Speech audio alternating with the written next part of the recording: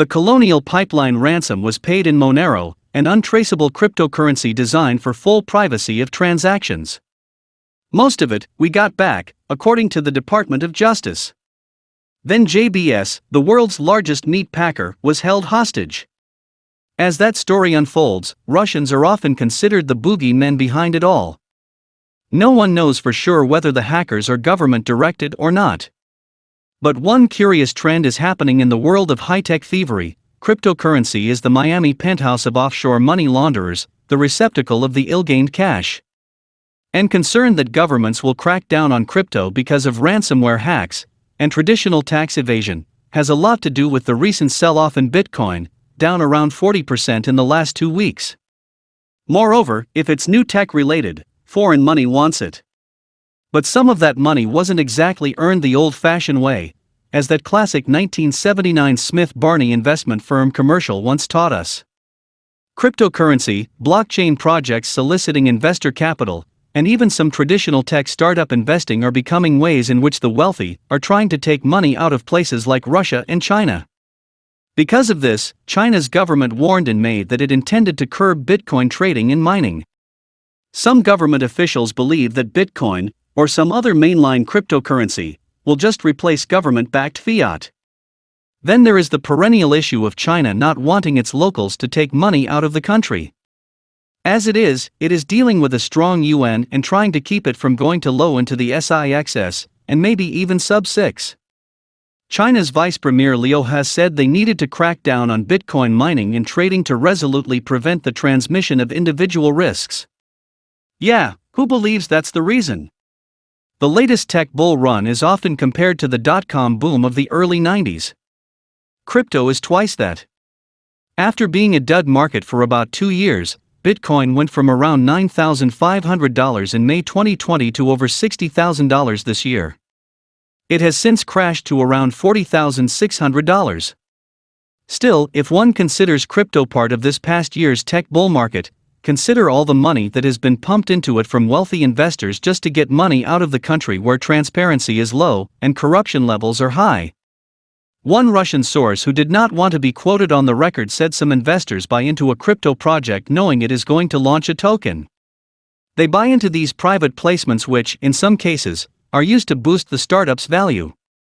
Thanks to the pretty anonymous world of cryptocurrency wallets, cash from ill-gotten gains, black market sales, corrupted officials' money, or basic tax evasion can be easily invested in these projects and later withdrawn as perfectly legitimate proceeds from a cool new tech venture. Sort of dirty money in, clean money out. It's not new, he says.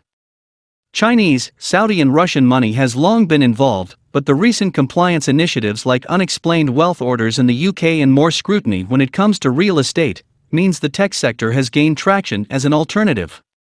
The rise of foreign money has turned Silicon Valley into a geopolitical minefield for venture capitalists and crypto startups, requiring American VC firms to make know-your-client judgment calls, which many of them don't really want to do when a cash account with millions of dollars in it stands at the ready.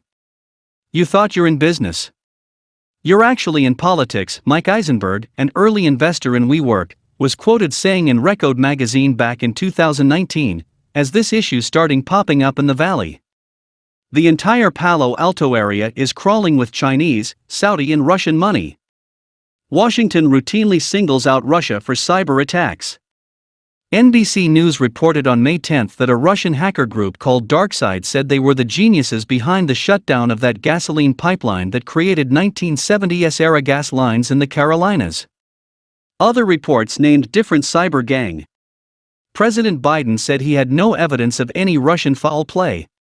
I'm going to be meeting with President Putin and so far there is no evidence based on, from our intelligence people, that Russia is involved. Although there is evidence that the actor's ransomware is in Russia. They have some responsibility to deal with this, Biden told reporters at the White House last month. The great Russian hackers have become stories of legend of late. But the Russian tax evader is nothing new. What's new is the tech investor angle, Russian independent investigative news publisher Novaya Gazeta reported on May 25. Mikhail Abazov, the former Russian Minister for Open Government, is under investigation for such things. According to their General Prosecutor's Office, they've already taken 32 billion rubles, $450 million, from his net worth, something they claim he earned in violation of government anti-corruption laws during his tenure as the minister. For all the talk of dark money and bad guys in Russia, the average Russians do not like money laundering oligarchs and senior government officials. Famous activist Alexei Navalny has made bashing them in public his claim to international fame. Navalny is in jail, perhaps for complaining too much about official corruption. Abazov is in jail, supposedly as an example of it all. Abazov earned his first fortune in the 90s after the fall of the Soviet Union. In a scheme strikingly resembling the notorious loans for shares auctions, when the crown jewels of the country's industry and natural resources were taken over by a handful of oligarchs for a song, he gained control over one of the largest energy groups in Siberia, Sibjenko. Then he took part in the controversial breakup of the state-owned electric monopoly RAO-UES Russia, both really old tech companies. He was in Russia's Forbes billionaire list with his wealth estimated at $1.3 billion when he joined the Russian government in 2011, and then did even better under then Prime Minister and one-term, placeholder President Dmitry Medvedev. By the time of his arrest in March 2019, Russian authorities claimed that he was hiding billions of dollars offshore, according to the Moscow Times. According to the Russian press, the prosecutors believe that from 2011 to 2014 the former minister embezzled 4 billion rubles, $54 million, from Sibjenko and Regional Power Engineering Company. The money was allegedly used to purchase 2 villas in Italy which Abazov used as his personal residences, while soaring electricity prices in Siberia led to social unrest. When he worked in government as recently as 2 years ago, according to the Russian prosecutors, he owned about 70 holding companies in Estonia, long known as an offshore money laundering and tech haven for Russian investors. He allegedly laundered $860 million in the Estonian branch of Swedbank, $770 million originating in Russia. In February 2019, Swedbank found itself at the center of a Russian money laundering scandal. According to SVT journalists in Sweden, more than 135 billion euros of non-residents, mostly Russian clients, passed through its Estonian branch from 2008 to 2018. Abazov was one of them. Some 38 out of 70 offshore companies in reports of Swedbank were linked to Russia, and a part of them were integrated into the main Abazov business group known as RU.com, according to Novaya Gazeta. Abazov's offshore companies participated, for example, in the purchase of shares of Elsib, Russia's largest heavy power engineering company, which he could not have done at the time as a top government official. Abazov also co-owned Industrial Technologies CJSC, a company manufacturing regular and sniper rifles. He had plans of selling those in the US while selling the rifles to the Russia border guards and the FSB, the Russian intelligence service. Then he switched to new tech in the US.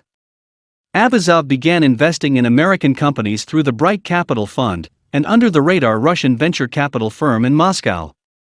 I wrote about this when it first came to light in 2019. One of the companies his fund invested in, Quantenna, was a unicorn at the time which later sold for over $1 billion. At the very least, Abazov wasn't dabbling in crypto. He is still waiting for trial, and could face 20 years in jail. China's recent crackdown on cryptocurrency is due to two things: fear of a UN replacement out of government control, fear of money leaving the country, which is illegal, even if the money wasn't earned through illegal means. Only high net worth individuals can send money abroad, with some special cases for middle-income Chinese. All have their limits as to how much money they can take out of the mainland. But that is impossible to track with Bitcoin and the altcoins.